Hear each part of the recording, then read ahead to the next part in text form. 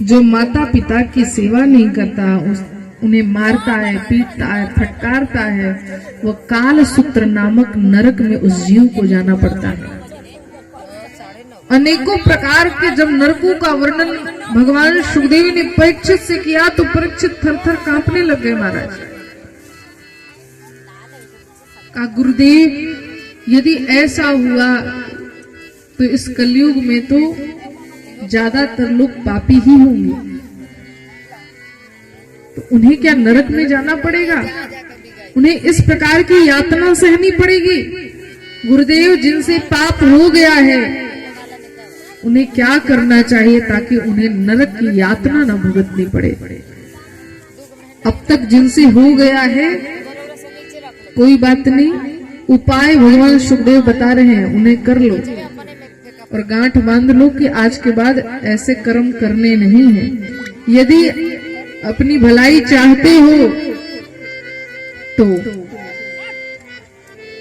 शास्त्रों ने जो भी कहा, आप सोचे कि ऐसी लिखी बात है, तो ऐसा नहीं है। हमारे संतों ने जो लिखा है ऐसे ही नहीं लिखा, जो सत्यता है, जो है वही लिखा है। जो भी अपनी भलाई चाहता है भगवान सुखदेव यहाँ उत्तर देने जा रहे हैं।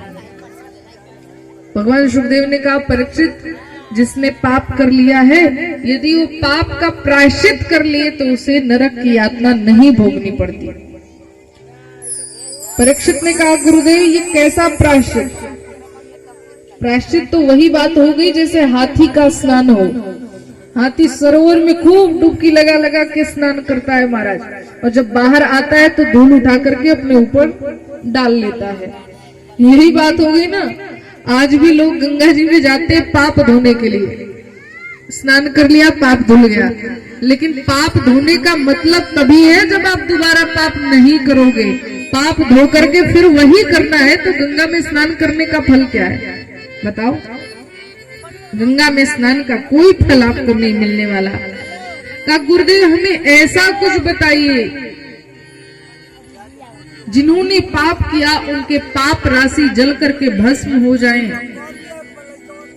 पाप राशि जल करके भस्म हो जाए, फिर पाप करने की प्रवृत्ति ही खत्म हो जाए, वो पाप करे ही ना, ऐसा कोई साधन बताइए।